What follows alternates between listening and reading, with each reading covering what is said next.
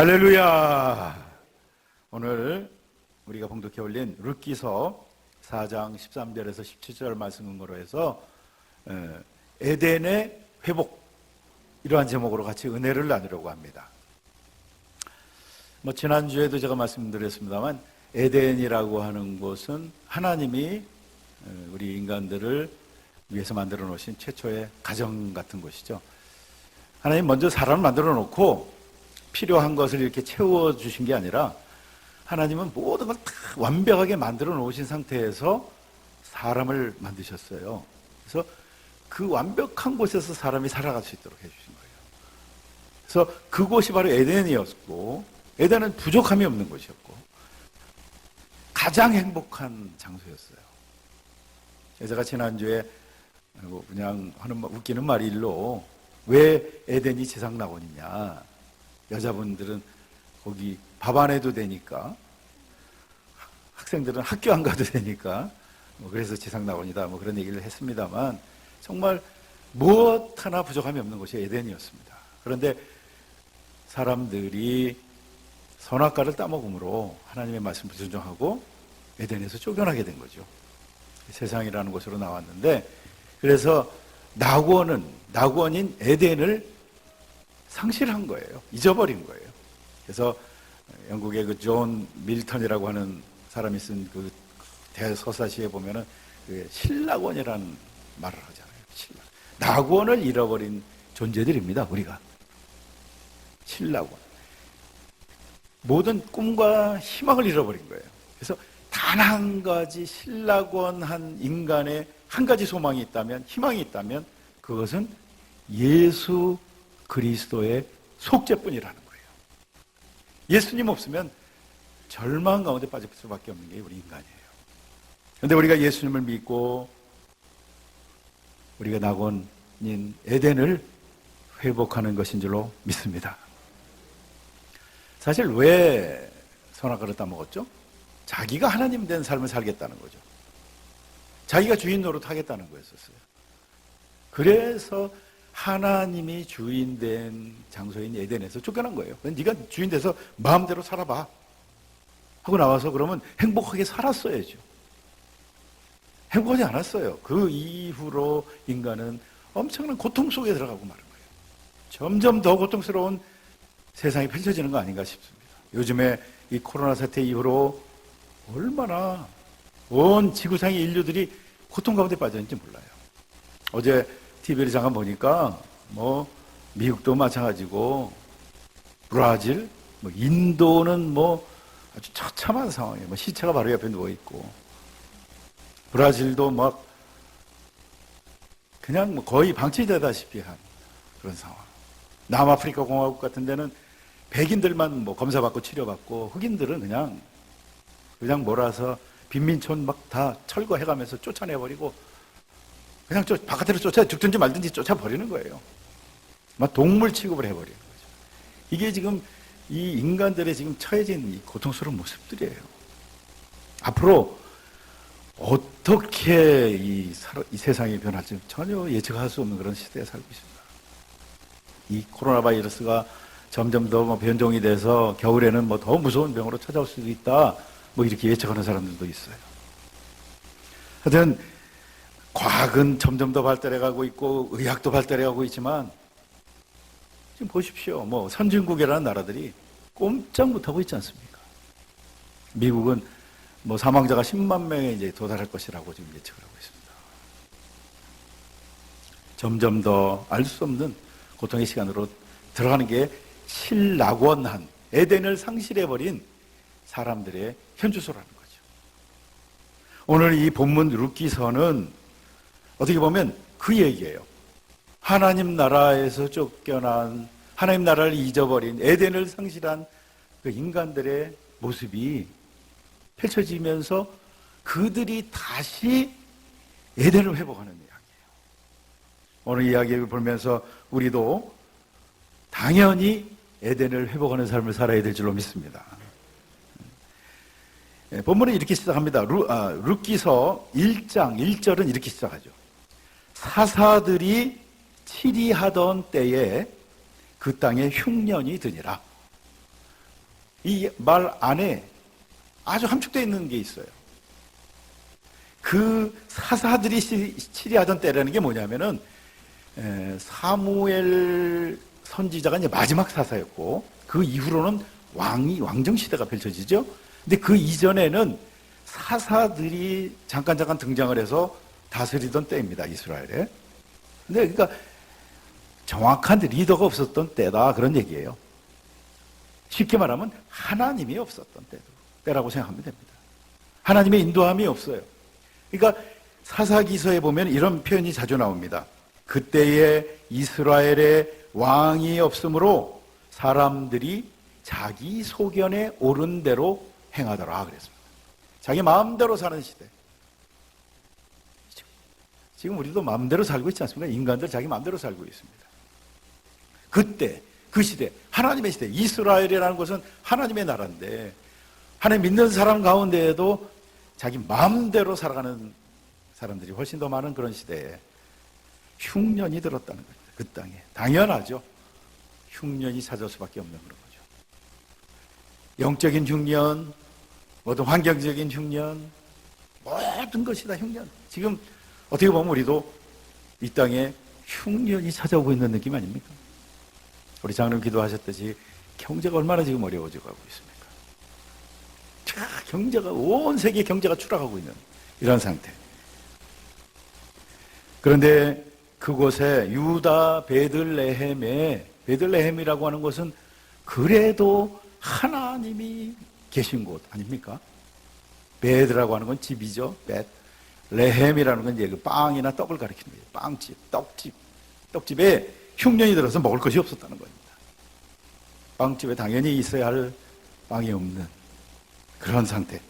그래서 거기에 살고 있는 엘리멜렉이라고 하는 그 어떤 집안이, 부인은 이름이 나옴이고 아들 둘이 있어요. 말론과 기련이라고 하는 아들이 둘이 있는 이 집안이 먹을 게 없으니까, 어려우니까 어디를 갔다? 모압 땅으로 이주를 해갔다는 겁니다.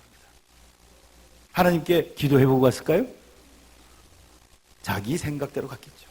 자기가 결정했어요. 내 마음대로 결정해서 모압 땅으로 건너갔습니다. 그랬으면 거기 가서 행복하게 잘 살았어야지. 거기 가서 모압 며느리 2명 얻었지만 엘리멜렉이라는 아버지 죽었어요. 뭐 왜 죽었는지 모르겠습니다만 죽었어요. 조금 있다가 결혼한 지 얼마 되지도 않은, 자식도 못 낳고 아들 둘 다 죽어버렸어요.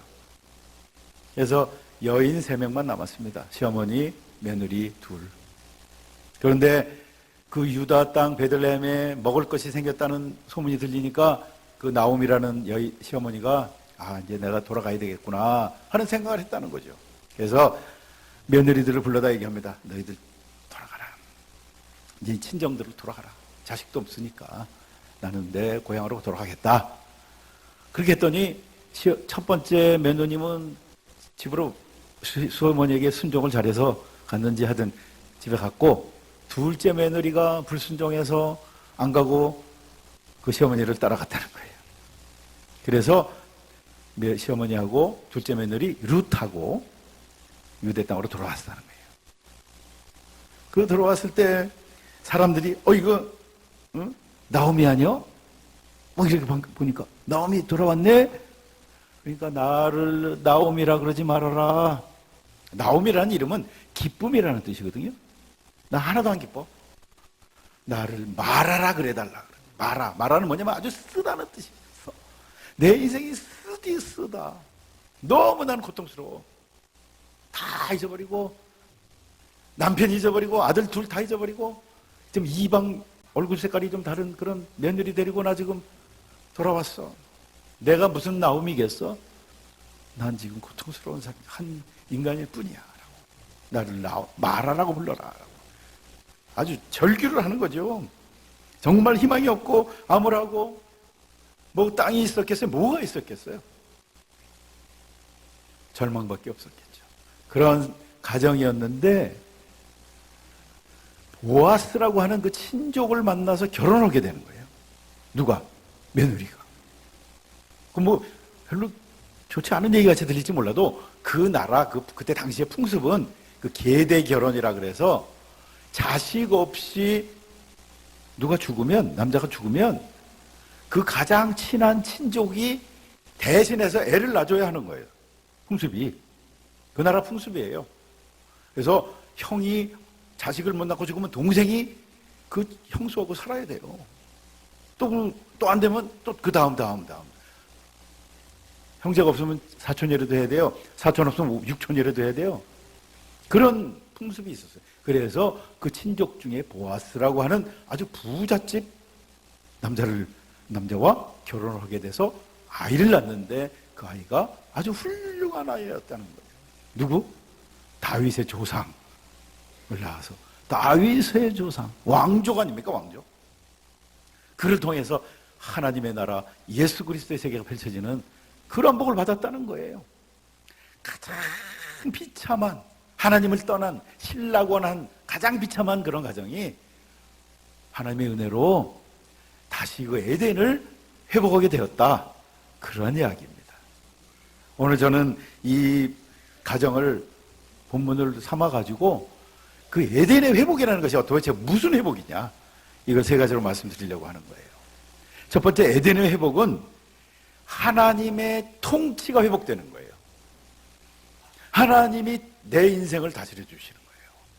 이게 에덴이에요. 내 인생 내 맘대로 사는 거는 신라곤 하는 인생의 삶이고, 우리가 에덴을 회복한다는 것은 뭐예요? 이제 내 인생을 하나님이 책임져 주시는 거예요. 할렐루야. 여러분들도 이 하나님의 통치를 회복하게 되시기 바랍니다. 하나님이 돌봐주시는 거예요. 이제 하나님이 계획하시고 하나님이 섭리해 주시고 하나님이 인도해 주시는 삶이에요. 이 나오미라는 한 여인에게 그 둘째 며느리 룻이 따라온 것도 어떻게 보면 하나님의 역사예요. 그 둘째 며느리도 가버렸으면 어떻게 됐어요? 그럼 그 시어머니 혼자 유대 땅에 들어와서 앞길이 열어질 게 뭐가 있겠어요? 아무것도 없죠. 진짜 깜깜한 상황이죠. 그런데 하나님이 룻이라고 하는 며느리를 붙여준 거예요. 그래가지고 이 룻이 보아스라고 하는 남자를 만나게 된 거 아닙니까? 그런데 이 보아스를 만나는 장면들을 보면요, 이게 룻이 보아스의 밭을 찾아간 게 아니에요. 룻기서 2장 3절을 보면 이런 말씀이 있습니다. 룻이 이삭을 줍는데 우연히 엘리멜렉의 친족 보아스에게 속한 밭에 이르렀더라.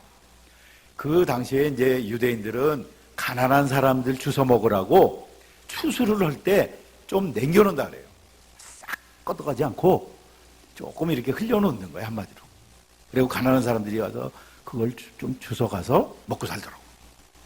그러니까 이 룻이라고 하는 여인이 그 유다 땅에 돌아왔는데 당장 먹을 끼니가 없으니까 바로 남의 밭에 가서 이제 이걸 주스러 나간 거예요. 그런데 우연히 어떤 밭으로 갔다?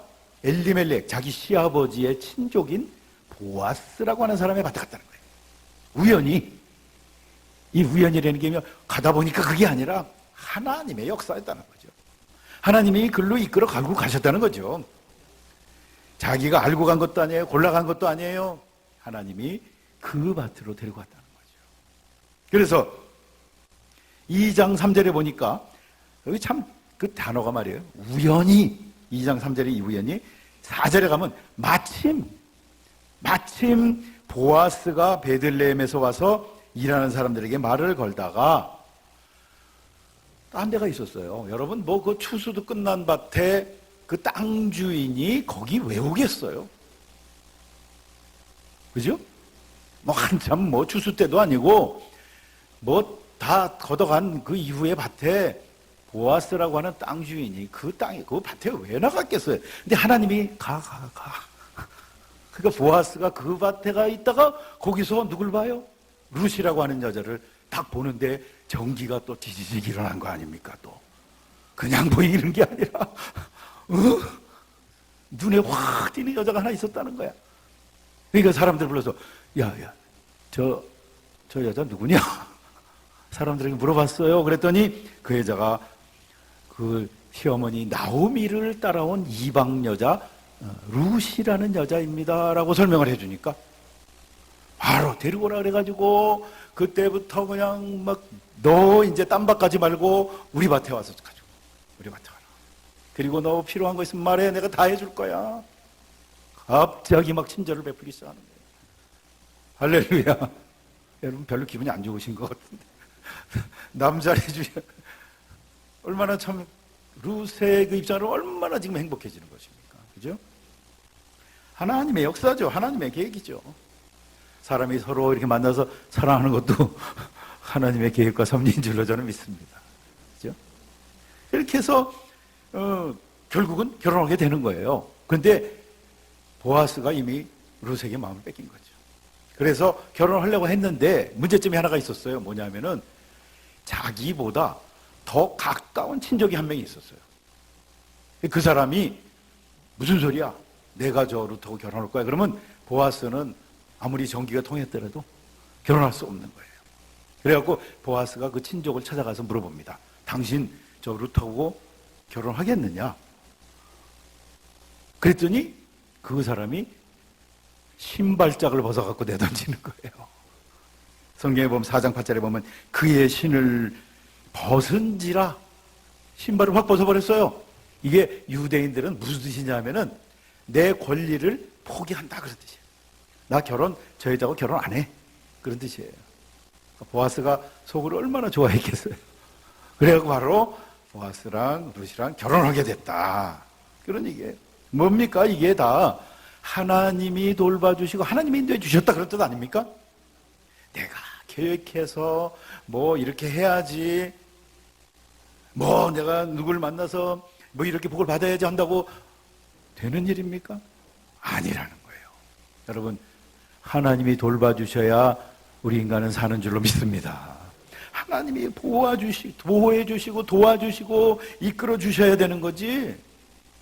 여러분, 모세도 보십시오. 모세도 태어나서 너무 잘생겨가지고 부모가 못 죽이고, 그땐 뭐 아기가 아들 태어나면 죽여야 될 때에 그 아들을 기르는데 목소리가 너무 이제 우는 소리가 커서 걸리게 생겼으니까 갈대상자에다가 역청을 발라가지고 거기다가 아기를 집어넣고 냇가에다 띄워버렸단 말이에요. 강물에다.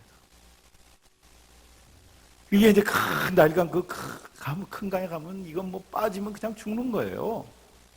그런데 또 마침 누가 나타납니까? 애굽의 바로의 딸 공주가 해필이면 또 그때 거기 가서 목욕을 하고 싶어가지고 나왔다가 그죠? 그 모세를 발견하는 거 아니겠습니까? 왜 해필이면 그때 거기 가서 목욕을 하냐 말이에요. 이게 다 하나님의 역사 아니겠어요? 그러죠? 하나님이 우리 인간들 뭐 우연히 뭐 만나는 것 같지만 하나님의 철저한 계획 안에서 우리가 만나고 일들이 일어나는 줄로 믿습니다. 할렐루야. 여러분, 지금 좀 상황이 다 어렵고 참 힘에 부치시고 그러십니까? 그래도 여러분들 낙심하지 마시기 바랍니다. 하나님께 더 나가세요. 하나님께 더 의지하세요. 기도 많이 하세요. 하나님 나를 도와주십시오. 나를 다스려 주십시오. 하나님의 나라는 하나님이 통치하시는 곳이에요. 우리가 물론 이 세상에 살고 있지만 우리는 누굽니까? 하나님 나라 백성 아닙니까? 그럼 하나님이 통치하는 거예요. 여러분, 미국 사람들이 우리나라에 와서 살고 있어도 그 사람들이 미국 시민권을 갖고 있기 때문에 그 사람들은 미국 대통령이 보호해 주는 사람들이에요. 우리나라에서 마음대로 하지 못해요, 그들을. 우리도 이 세상의 나라에 살고 있지만 우리는 하나님이 우리를 지켜주는 줄로 믿습니다. 하나님이 통치하는 백성들이에요. 이것을 여러분들이 회복하시기 바랍니다. 이걸 떠나가지고 내 마음대로 살아보겠다. 낙원을 잃어버린 비참한 인생이 되고 마는 것입니다. 여러분, 다윗 보십시오. 다윗 시편 23편 우리가 너무나 잘 아는 말씀입니다. 야훼가 나의 목자시니, 야훼가 나의 통치자가 되셔서 나를 다스리시니 나는 부족함이 없으리로다.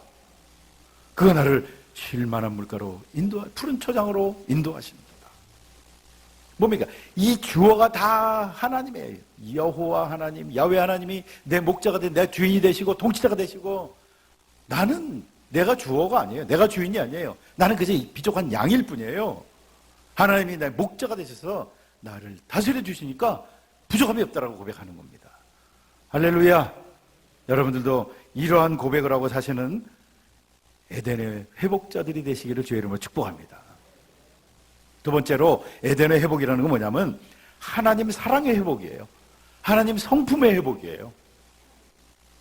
그냥 뭐 에덴의 회복이라니까 뭐 우리가 갑자기 무슨 어디 경치 좋은 곳으로 가서 살게 되는 것이 아니라 내 심령 안에 사랑이 회복되면 에덴이 회복되는 거예요. 하나님이 우리 인간들을 만들었을 때 하나님의 형상대로 만들었다는 것은 뭐 모양, 겉모양이라기보다는 성품이라고 저는 생각합니다. 우리 안에 하나님의 성품이 있어요.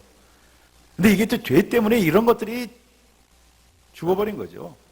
여러분, 우리 안에 이 하나님의 성품이 살아나야 될 줄로 믿습니다. 하나님의 성품은 뭐예요? 사랑이죠. 하나님은 사랑이시라 그러지 않습니까? 하나님은 사랑이에요. 그래서 이 룻기서 내용은 부족한 사람들끼리 사랑하고 사는 이야기예요. 여러분, 누가 사랑했습니까? 먼저 시어머니하고 며느리하고 사랑한 거예요. 이 관계가 사실 우리나라에서는 제일 어려운 관계 아닙니까? 그죠? 아닌가요? 여러분들의 사이가 좋으시죠? 근데 참 이게 어려운 관계인 것 같아요. 제가 그 전에, 좀 오래전에 한 그 교구에 있을 때 그 성도님들 중에 권사님 시어머니하고 그 집사님 며느님이 계셨어요. 근데 너무 좋아, 사람들이. 시어머니도 그냥 권사님이 얼마나 사람이 좋은지 몰라, 막 그냥. 며느님도 얼마나 좋은지 몰라.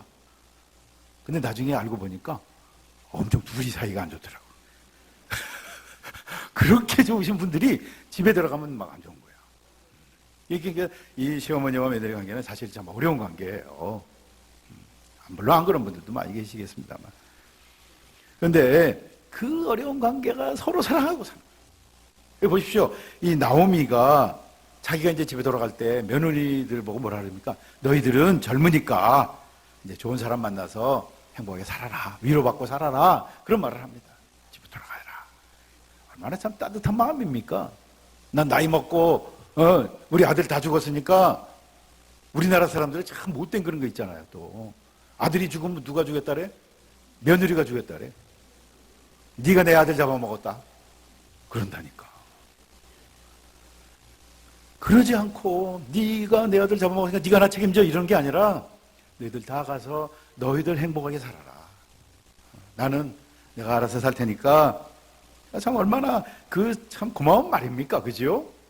말이라도 아마 그 큰 며느리는 아마 속으로 같이 가자 그러면 어떡하지? 이리 가면 조마조마했을지도 몰라요. 그러니까 가라니까 얼른 갔죠. 하지만 이 둘째 며느리는 안 떠나간 거예요. 근데 이 룻이 왜 그 시어머니를 따라갔을까? 자기 친정 부모님을 한테 안 가고 남의 나라에 분명히 그 유대인들은 이방인들을 우습게 알고 막 그러는 거 알면서도 왜 따라갔을까요? 그만큼 그래도 살아오는 동안에 시어머니의 사랑을 느꼈을 거라고 저는 생각합니다. 시어머니가 사랑해 준 것을 알기 때문에, 사랑해 줬기 때문에 이 룻은 그 시어머니의 사랑을 붙잡고 나간 거 아닐까. 할렐루야. 그러니까 뭐라고 얘기하냐면 룻이 저는 시어머니를 절대로 버리지 않겠습니다. 제가 만약에 떠나면 어머님의 그 하나님의 내가 벌을 받게 될 것입니다. 계속 하나님 얘기를 해요. 이 이방 여자가. 나는 어머님의 하나님이 내 하나님이십니다.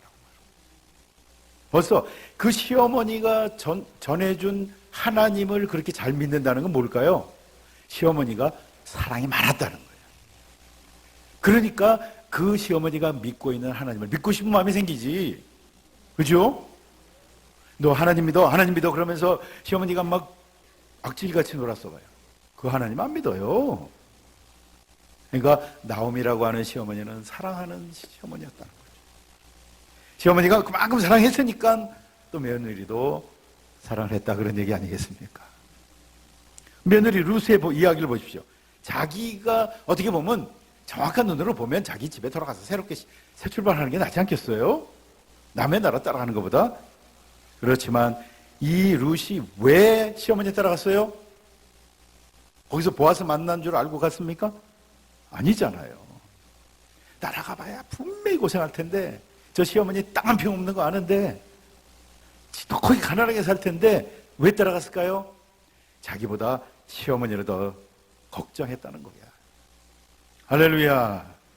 참 이런 마음. 정말 시어머니 저 연세도 있는데 혼자 가서 얼마나 고생을 하실까. 나라도 따라가서 도와드려야지 하는 이런 따뜻한 마음. 이루고 싶어서 여기는 이 룻의 가정은 벌써 에덴이 회복되어 가고 있었던 거예요. 보아스 만나기 전에도 이 룻의 가정은 아주 가난했고 막 나오미가 나는 말하라 그래라 막 소리 질렀지만 그래도 그 가정에는 사랑이 있었기 때문에 이미 에덴의 회복이 일어나는 그런 가정인 줄로 믿습니다. 할렐루야. 남을 배려하는 마음. 나 우선 나부터. 사람이 말해요. 어려운 때는 더 강팍해져가지고 나밖에 몰라 사실. 내 코가 석자라 그래요. 내 코가. 석자인지 몇 자인지 모르겠지만 남 생각할 때가 아니란 말이야. 내 코가 석자인데. 그런데 남 생각하잖아요. 시어머니는 며느리 생각하고 며느리는 시어머니 생각하고. 그러니까 보아스 같은 사람 만나지. 보아스는 또 어떻습니까? 막 그냥 친절하게. 남자들한테도 그랬을까 모르겠지만 아름다운 여인이 막 배려하잖아요. 막 자존심 안 상하게 너 뭐 필요 없고 내가 너 이렇게 줄게. 여러분 있는 사람들은 또 이 갑질을 하잖아요. 또 원래 그죠?